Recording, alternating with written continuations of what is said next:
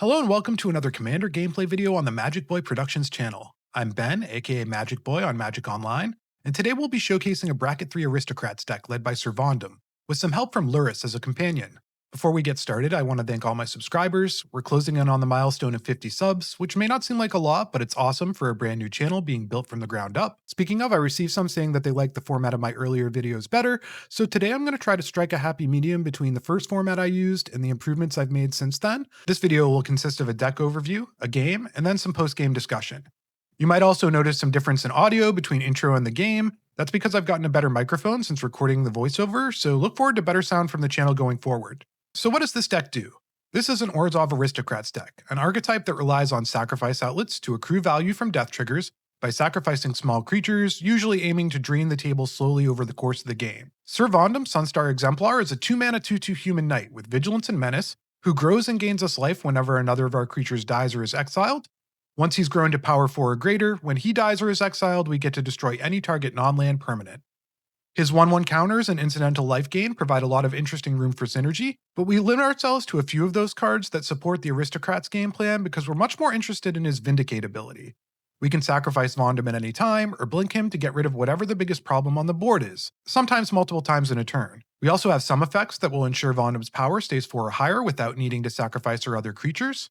Holding up a Vondam sacrifice serves as a rattlesnake effect, dissuading players from attacking us, or messing with our board for fear of instant retribution. Usually we'll be trying to police the table politically with his targeted destruction while we build up some inevitability. Our companion, Lurrus of the Dream Den, is all about inevitability. Having Lurrus as our companion means we're limited to permanents with mana value 2 or less, but that's totally fine for an Aristocrats deck like ours. And in exchange, we get to recur those permanents when Lurrus is on the battlefield. Companions sit outside the game, similar to commanders, but we can pay 3 mana at sorcery speed to add Lurrus to our hand. Lurrus doesn't go back to the command zone though, so we have to be careful about when we deploy it and how we protect it. Since we always have access to Lurrus, we have a few cards that go especially well with it, allowing us to draw cards, protect our board state, or get access to repeatable recursion. The Cat Nightmare pairs especially well with Sir Vondam, allowing us to destroy something in our main phase, and then replay Vondam from our graveyard to do it again. We let Vondam go to our graveyard a lot since we have plenty of ways to rebuy him. Recursion is a huge part of our plan, providing layered resilience with Lurrus.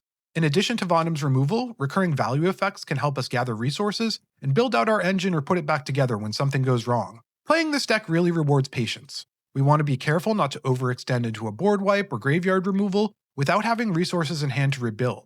We want to protect our pieces with sacrifice outlets to make sure they don't get removed permanently.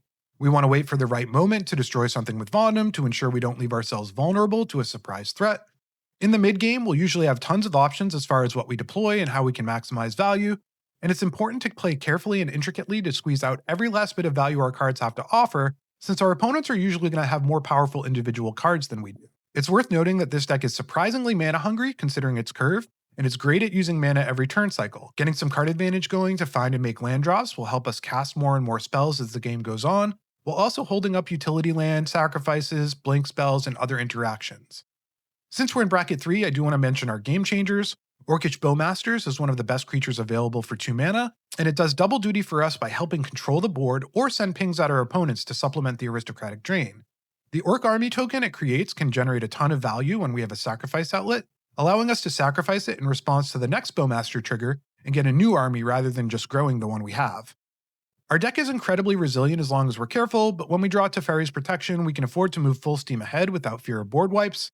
We'll also often be in position to mop up after someone else's big turn that we phase out for. For our last game changer, I opted for the efficiency and instant speed of Vampiric Tutor over the card neutrality of Demonic.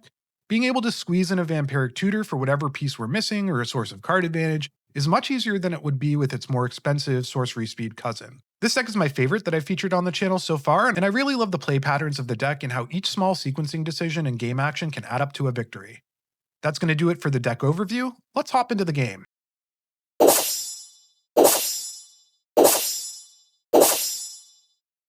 Our opening hand is solid, but not amazing. We have 3 lands and then 2 MDFCs, so we're going to have no trouble casting our spells, and we do have a Viscera Seer, and a sacrifice outlet is one of the most important pieces of this deck. We also have some interaction in Fel the Profane, and Toxic Deluge, and Recursion and Malakura Rebirth, so we just need to find a little bit to get going. Goshentai of Life's Origin is a 4-mana 3/4 legendary enchantment creature shrine. This is technically a 5-color commander because its activated ability costs all colors and returns an enchantment card from their graveyard to the battlefield. And whenever it or another non-token shrine enters, they get to create a 1/1 colorless shrine enchantment creature token. This is likely going to be a standard Enchantress deck with lots of draw effects for enchantments that entered, but leaning into shrines so they can get tons of value off of Hondens and Sanctums with their additional shrines that Goshentai creates. And so that can lead to some really powerful effects, huge amounts of card draw or tokens created. And so on paper, this is probably the strongest deck at the table, aside from ours. Our second opponent is Rigo, Streetwise Mentor, a Bant commander that's a 2/2 that enters with a shield token, and whenever they attack a player or planeswalker with one or more creatures with power 1 or less, they get to draw a card. So this is throttled by the number of opponents or planeswalkers they have to attack, but they can usually draw at least 3 cards a turn cycle. We can expect to see a lot of low-powered creatures, maybe some token generation to make the most out of their commander's ability. Bant is also a really strong color combination, so we can expect to see some premier ramp and control cards out of them. Our final opponent is Sequoar Deathkeeper. This is a 5-mana 4/3 Orc Shaman in Jund colors that whenever a non-token creature they control dies, they get a 3/1 black and red Graveborn creature token with haste. So it seems like they're maybe an Aristocats decks themselves, though Jund tends to go a little bit bigger with their sacrifices. The Sequoar player tells us as the game's beginning that this is a pretty old school deck, so we can look forward to seeing some classic commander cards out of them. We start off with some development. Everyone plays out lands, and then the first spell cast is going to be our Vondam. We have some more lands from our opponents, including a Cracked Fetch for Aspar's Headquarters and a Bayou. And then the Goshentai player is going to play a Taiga and use that to cast Fabro Elder, a powerful ramp spell in a 5-color deck. We deploy our High Market, and then we're going to swing with Vondam into the Goshentai player. We've identified them as probably the strongest player at the table other than us. And we deploy our Viscera Seer and then our Spawning Pit. So at the end of the turn, we have 3 total sacrifice outlets in play. The Rigo player has a Vitu-Ghazi, the City Tree, and they're going to do some ramping with their mana base by sacrificing their Krosan Verge. That's going to find them 2 different Surveil lands, and they're going to surveil cards to the top of their deck. Sequoar has a Swamp, and they cast one of their first classic cards, a Yavimaya Elder, great source of card advantage for them. Goshentai misses out on a free attack with Fabro Elder, and they're going to tap the Elder to cast their commander and create a shrine token. Then they play out a Savai Triome and just pass to us. We draw Orcish Bowmasters, a really fantastic card in this deck, and we're going to play out our Fellmire without taking any damage, and just put Lurrus into our hand. This time we attack into the Rigo player because we don't have attacks into Goshentai. Rigo is going to do even more ramping for a Skyshroud Claim for 2 dual lands and then play a Prismatic Vista, so they've got a ton of mana next turn. We have a Reliquary Tower from Sequoar, and then they pass. The Goshentai player is going to tap all of their lands to cast Hondens of Night's Reach, their first shrine, but that's going to be met with a Dovin's Veto from the Rigo player, and understandably so. This is a pretty salty card that can easily take people out of the game with mass discard. In Retribution, they're going to swing their Fabro Elder into the Rigo player, and then they're going to play a tapped Watery Grave and pass to us. On our turn, we want to get our board a little bit wider, so we play out our Takenuma and then cast Charming Prince. We're going to use it to scry 2, and we like both the cards that we end up seeing on top, so we're going to draw Lotho and then Forsaken Miner. We're going to attack with Vondam, and because the Rigo player did the table a favor, we're going to swing into Sequoar instead. They're going to take that opportunity to sacrifice their Yavimaya Elder, getting 2 mountains, so turning on red mana and then drawing a card. They take 2 commander damage, and we'll just pass after that.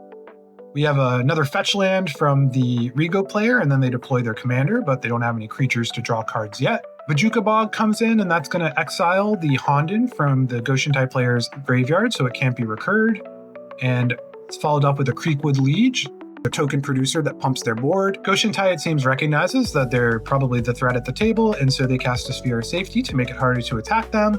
But Rigo has another counter spell, this time an Access Denied, which is both going to counter the Sphere of Safety and create 5 Thopters for them to start drawing cards with. We're going to deploy our Orcish Bowmasters at the end of Goshentai's turn and take out one of those Thopter tokens to limit the flying army of Rigo. On our turn, we kick things off with Loso. This is going to let us create treasures and start deploying more cards. And we're going to swing Vondam into the Sequoar player. That's our only good attack. Rigo on taps, and they don't want to deal with our Orcish Bowmaster pinging as they draw cards off of Rigo, so they're going to cast Stroke of Midnight.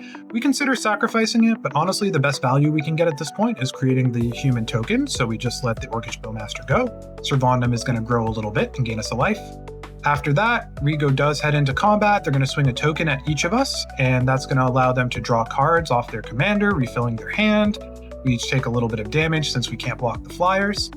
And in their second main, they have an untapped breeding pool into a pest infestation with X equal to 2.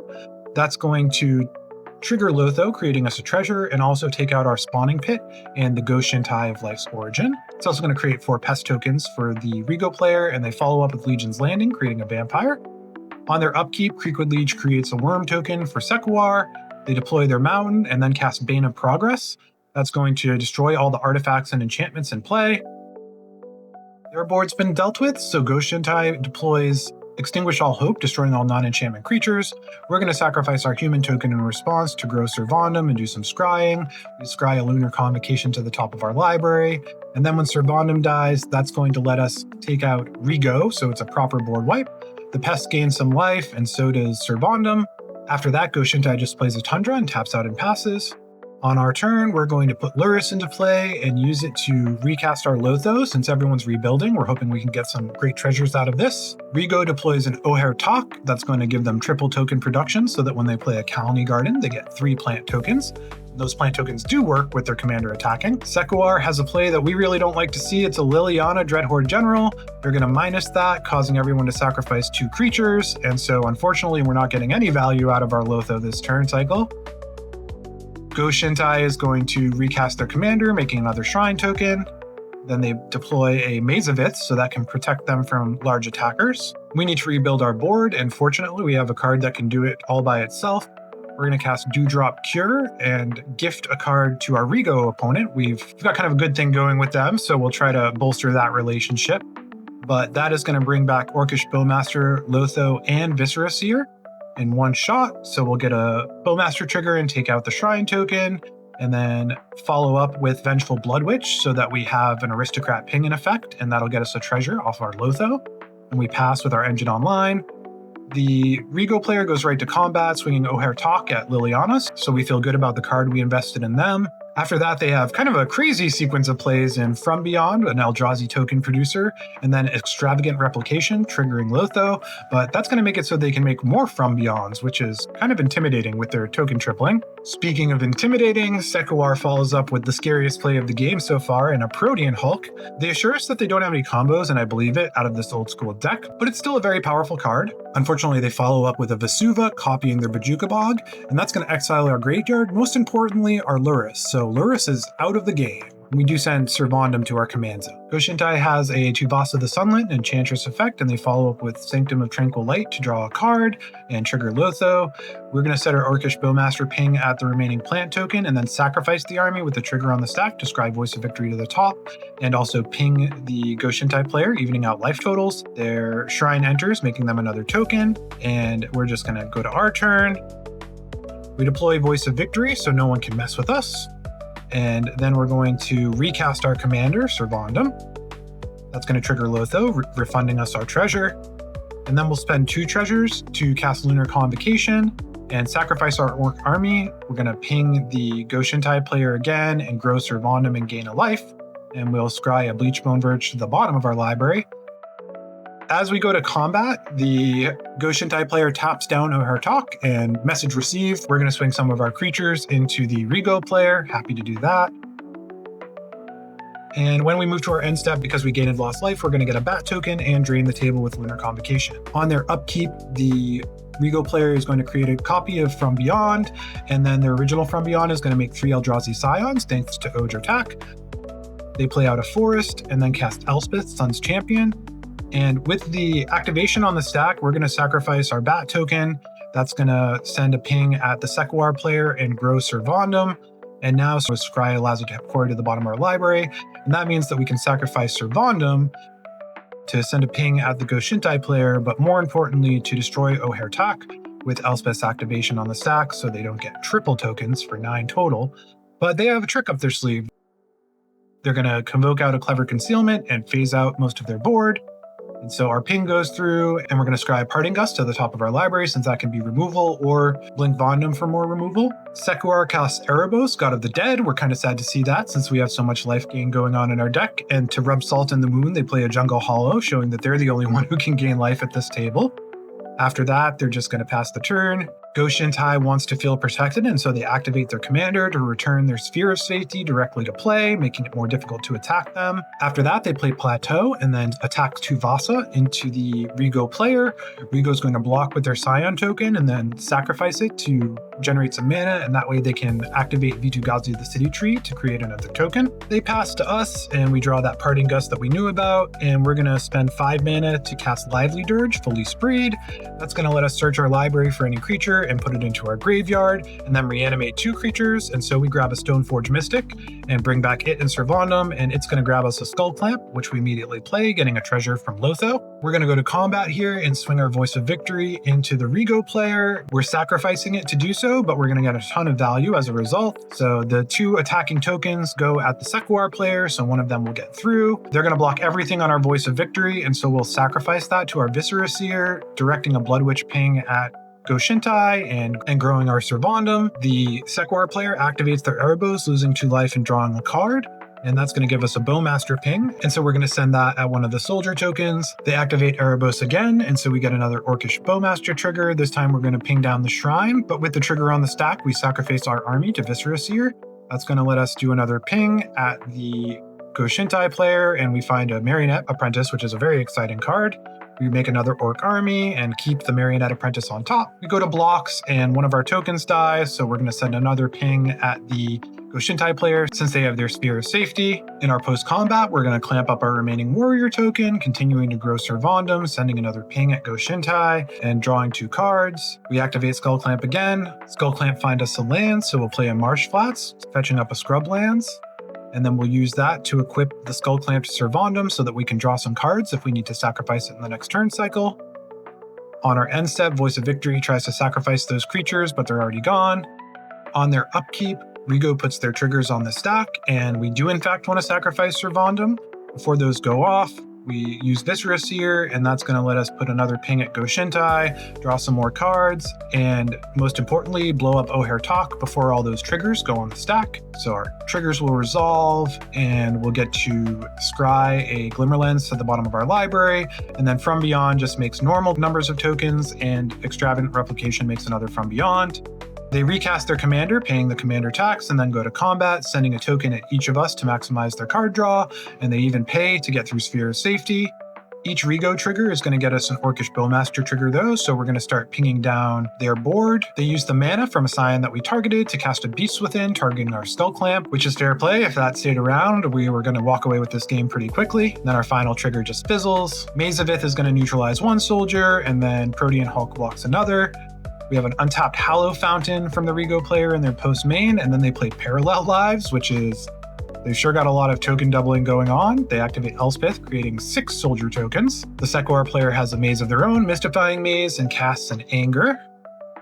They follow up with an Erebos activation, giving us an Orcish Bowmaster trigger, and so we're going to start directing our pings at Elspeth, since it's going to be hard to take that out in combat. We also start setting our Blood Witch triggers at Rigo, since they've definitely evolved into the problem here. We're going to get to scry a Forsaken Miner to the top of our library. That goes really well with the engine we have in place. We get a new Orc army.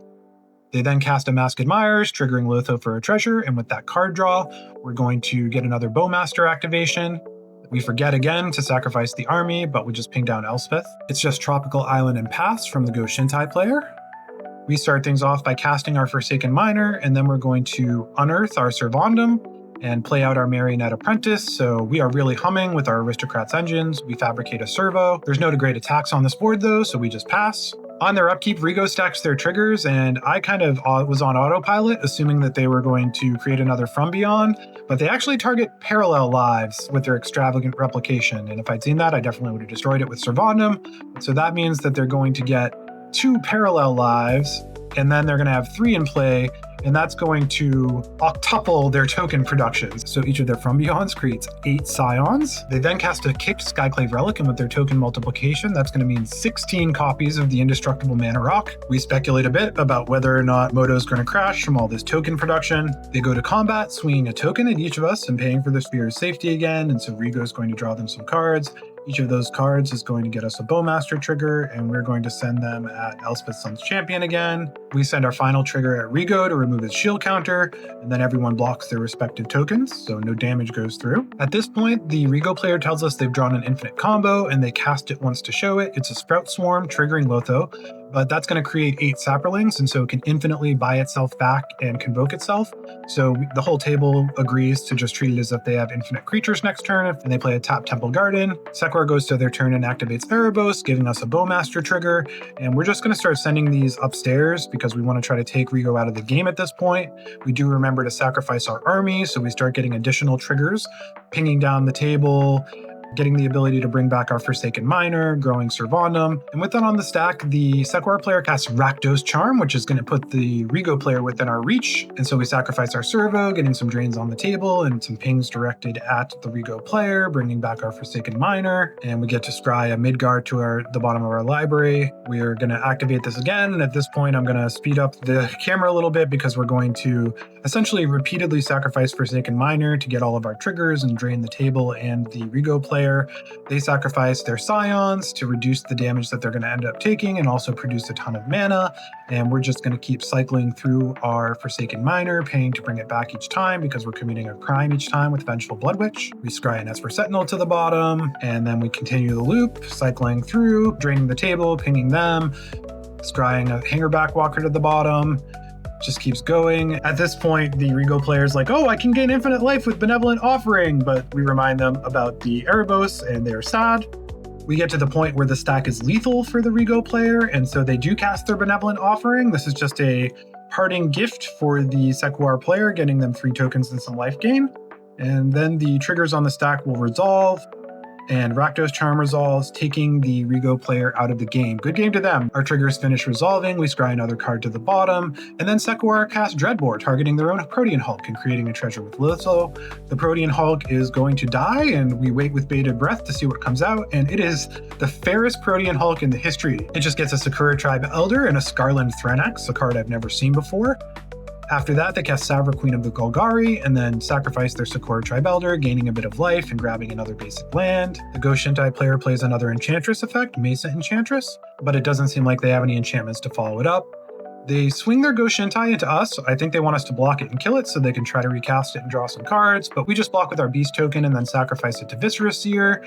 That's going to give us another round of pings and triggers and growth for Sir Vondam, and we bring back our Miner, sacrificing a treasure, surveilling Caves of Koilos to the bottom of our library, and for some reason, the Sequoia player gets a counter on their Thrynax. After combat, they play out a Seraph Sanctum and then suspend a Resurgent Belief and concede the game. It looks like they don't really have anything going.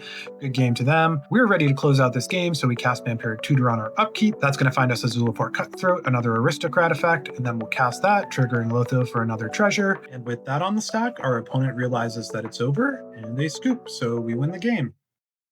So what are our takeaways from that game? This was far and away the most interesting game I played with this deck, and I think politics has a lot to do with it.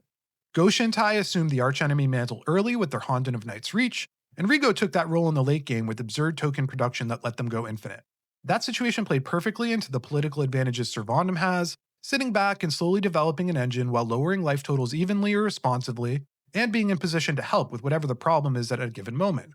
By the time people realize we've become the problem, it's usually too late. This wasn't an amazing game for Lurrus, but you can imagine what games are like when we can protect and recur the Legacy Cat. Even with a floor of being an expensive reanimation spell, Lurrus bought us a turn cycle to be able to rebuild more extensively. The defining card of this game was Rakdos Charm. Most of the charms were staples in yesteryear, but at this point many have been outclassed as power creep edges them out.